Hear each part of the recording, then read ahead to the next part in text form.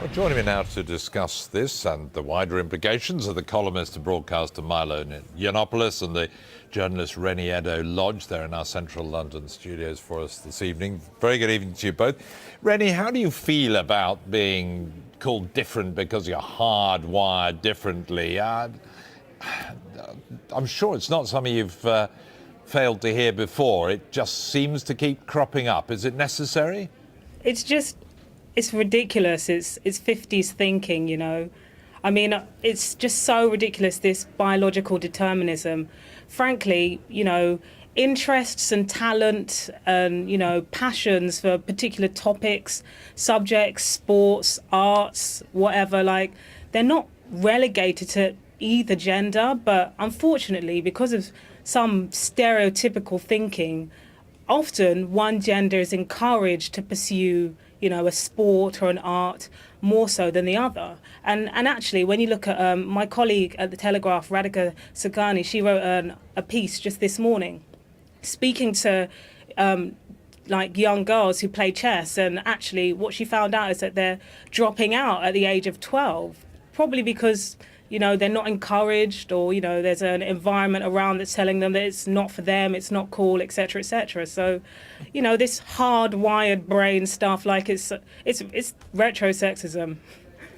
So, Milo Yiannopoulos, does it matter if men and women are wired differently, have different skills? No, it doesn't matter in the sense that they are equal but different, but it simply isn't true to say that there is no difference whatsoever between the aptitudes of men and women. And it is, without question, true that there are some biological differences between men and women, and we know that from our anatomy.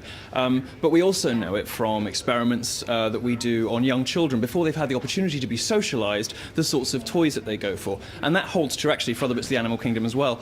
Some of the reason why girls drop out of STEM subjects at college and chess clubs is because they keep losing.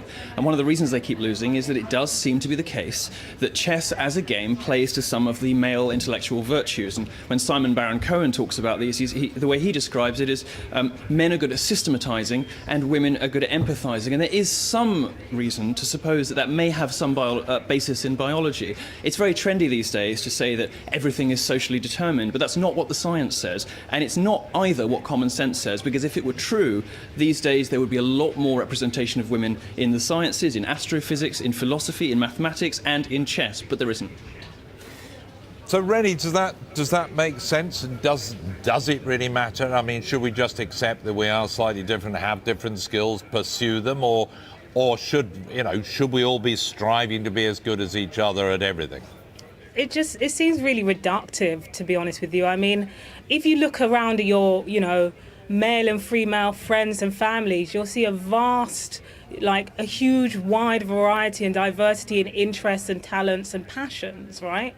And also I think that it's ridiculous to assume that the reason why one gender is overrepresented in a field is because the other gender is not quite up to it. I mean, often, you know, if a field is homogenous, right, which, as we can see, chess is homogenous, that also brings with it a culture that makes things unwelcoming for people who do not quite fit the bill. Like, it's almost victim blaming in a way to suggest that the reason why there's an overrepresentation of a particular kind of person is because the other kind of person just isn't quite up to it. Like, it's ridiculous. If that was the case, we don't live in a meritocracy. So it's nice to have these sort of vague, waffly, sort of everyone has varied interests.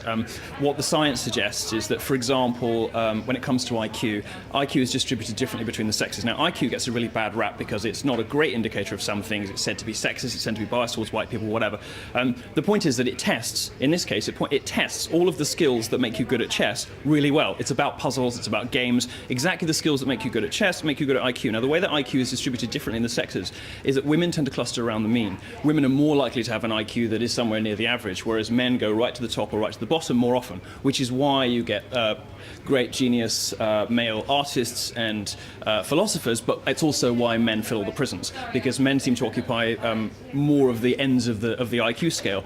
And now IQ is pretty much the best measure we have to predict whether somebody will be good at chess. And what it proves, and what it also proves, is that men and women can talk forever. It's been a pleasure talking to you both. We're going to leave it there. Thank goodness we're all different. Yes, indeed. Thanks.